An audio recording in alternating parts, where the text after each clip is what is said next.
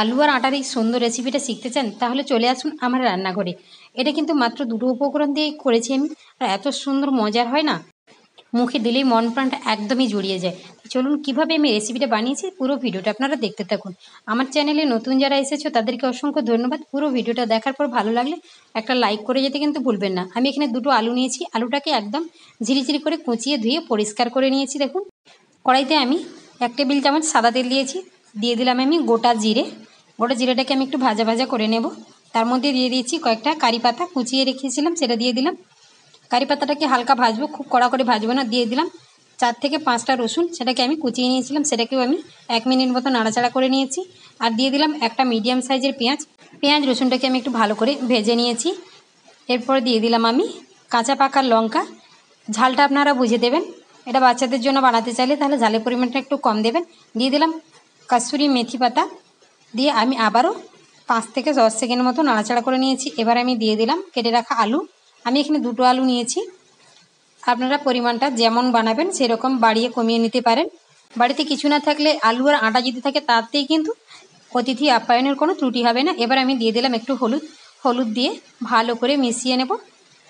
এটাকে আমি একটু ঢেকে 3 থেকে 4 মিনিট মতো একটু ভাজা ভাজা করে নেব, যেমন আমরা আলুটা ভেজে নিই সেরকম করে একটু ভেজে নেব। দেখুন এটা আমার অনেকটাই সেদ্ধ হয়ে এসেছে। এবার এটাকে আমি একটু জল দিয়ে দেব। একটু জল নেই, আমি যেই বাটি মেপে আটা নেব সেই বাটিরই কিন্তু জল দিলাম। এই বাটি মেপে আমি 1 বাটি আটা নেব, 1.5 বাটি আমি জল দিয়েছি। দিয়ে এটাকে আমি একটু সেদ্ধ করে নেব। সেদ্ধ করে নেওয়ার সময় জলটা আমার একটু কমে যাবে। দিয়ে দিলাম পরিমাণ মতো লবণ দিয়ে এটাকে আমি ঢেকে দেব সেদ্ধ হওয়ার জন্য। যতক্ষণ না সেদ্ধ হচ্ছে ততক্ষণ কিন্তু ঢেকেই রাখবো। এটা সেদ্ধ হতে খুব বেশি সময় লাগবে না, 2 থেকে 3 মিনিটেই সেদ্ধ হয়ে যাবে। দিয়ে দিলাম 1 চামচ চিনি আর 1 বাটি আটা। চিনিটা অপশনাল, আপনারা দিতে চাইলে দেবেন, না হলে দেবেন না। এবার আমি এই আটাটা আর আলুর সঙ্গে মিশিয়ে নেব।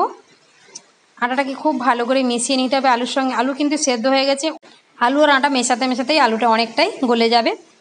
আমি এটাকে আরও বেশি মুচমুচিয়ে করে নেওয়ার জন্য দিয়ে দিলাম 4 টেবিল চামচ কর্নফ্লাওয়ার। আপনাদের কাছে যদি কর্নফ্লাওয়ার না থাকে আপনারা চালের গুঁড়ো কিংবা ময়দাও ব্যবহার করতে পারেন বা বেসন দিতে পারেন, যেটা হাতের কাছে পাবেন সেটাই দিয়ে দেবেন। তবে বেশি দেবেন না, 4 টেবিল চামচ দেবেন। দেখুন আমার ডোটা এরকমই হবে। আমি এখানে আমার কিচেন স্ল্যাবের মধ্যে নিয়ে নিচ্ছি, একটু তেল মাখিয়ে নিয়েছি। আপনাদের কাছে কিচেন স্ল্যাব না থাকলে আপনারা যে কোনো স্টিলের থালা হোক কাঁসার থালা হোক পেছনটা উল্টে দিয়ে তার মধ্যে একটু সাদা তেল মাখিয়ে এটাকে তার উপরে রেখে ভালো করে ঠেসে মেখে নেবেন, তারপর বেলে নেবেন। ছুরি দিয়ে আমি 4-5টা সমান করে কেটে নিচ্ছি। আপনারা যেমন খুশি শেপে বানাতে পারেন। আমি এটাকে বরফি আকার দেওয়ার চেষ্টা করছি, জানি না কতটা পারবো। এবার সাইড থেকে আমি এগুলোকে সরিয়ে রাখছি, এগুলোকে আমি পরে আবারও বেলে নেব। এটাকে আমি এভাবে করে কেটে নিচ্ছি। আপনারা চাইলে এটাকে গোল বা চ্যাপ্টা করেও নিতে পারেন, যেমন খুশি শেপে এটা বানিয়ে নিতে পারেন।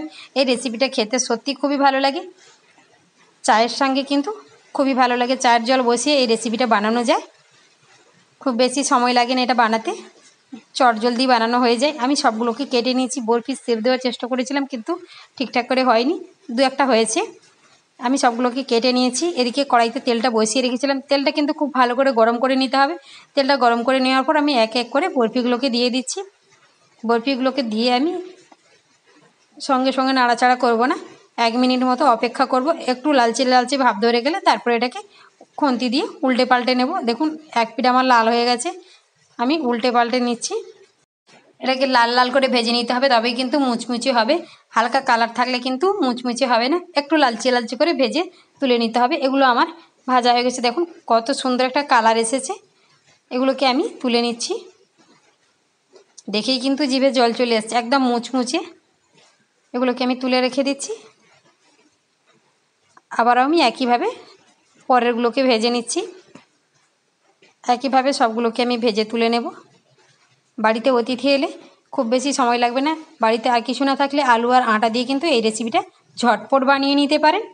আমার এরকম নতুন নতুন রেসিপিগুলো যদি আপনাদের ভালো লেগে থাকে তাহলে প্লিজ আমার চ্যানেলটিকে সাবস্ক্রাইব করো, পাশে থাকা বেল নোটিফিকেশানটি অন করো, যাতে আমি যে ভিডিওগুলো আপলোড করব সেগুলো সবার আগে তোমাদের কাছে পৌঁছে যায়।